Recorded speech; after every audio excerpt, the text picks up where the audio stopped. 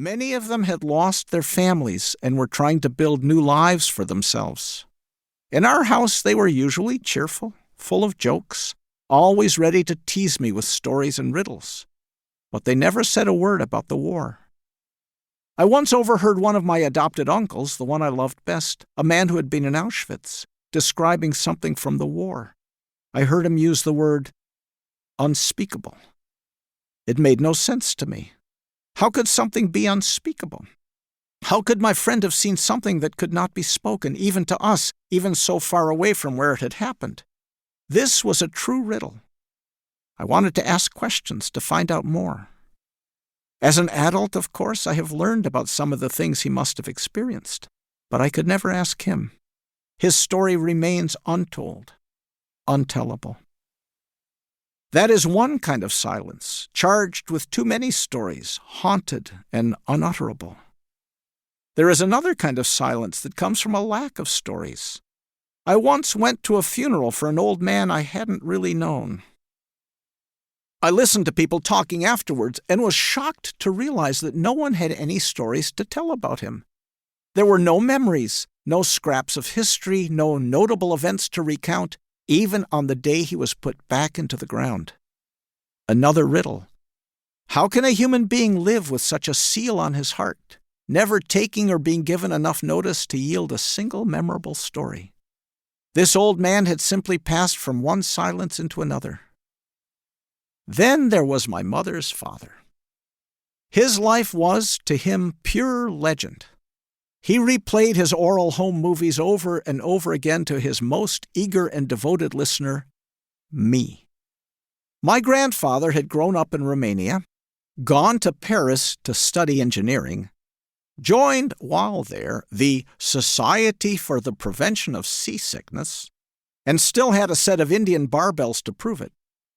Traveled to Japan to lay the foundations for skyscrapers, discovering there the pleasures of mixed-sex bathhouses, and wound up in San Francisco designing and laying out power lines in the high Sierras. I, a skinny, bespectacled middle-class kid, was enchanted by the thought of my fiery, irascible Romanian Jewish grandfather riding a mule in the mountains of California. When he was ready to get married, he wrote to his mother back in the old country, asking her to find him a suitable wife. He had 3 conditions. She was to be beautiful, she was to have a good singing voice, she was to come from a port city. The reason for the last was that a woman raised in a port city could be expected to have a certain worldliness and not be merely a sheltered, over-refined Eastern European bourgeoisie. The happy part of the story is that such a woman did become his wife. Beautiful, gracious, unaffected, cultured, a marvelous singer. La Bohème was her favorite opera. And she happened to come from the greatest port in the history of the world.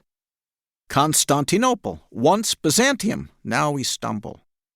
The sad part is that the Romanian fascists kicked him out of the country, and he spent the entire war separated from his wife and daughter, unable to bring them to safety.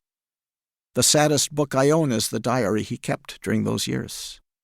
How they managed to survive on their own in Bucharest is another story. Perhaps not surprisingly, my grandfather had had an experience with a ghost. Here's the story. The tale of Nathan Louis Pavis. He was living in San Francisco at the time, and his own grandfather had emigrated from Romania and settled in St. Louis, Missouri. One night, my grandfather had a dream. He dreamt that his grandfather opened the door of his room and entered, radiant with light. He came to the bed and spoke. "Nick, I have come to tell you I love you very much. You are a good man. Now, I must say goodbye." So saying, he disappeared. The next morning, my grandfather remembered his dream. He wanted to know how his grandfather in St. Louis was doing, but he didn't have his address. He wrote a letter back to Romania asking for news. A letter finally arrived a few weeks later. The news was sad. His grandfather had died. He had died on the very night of my grandfather's dream.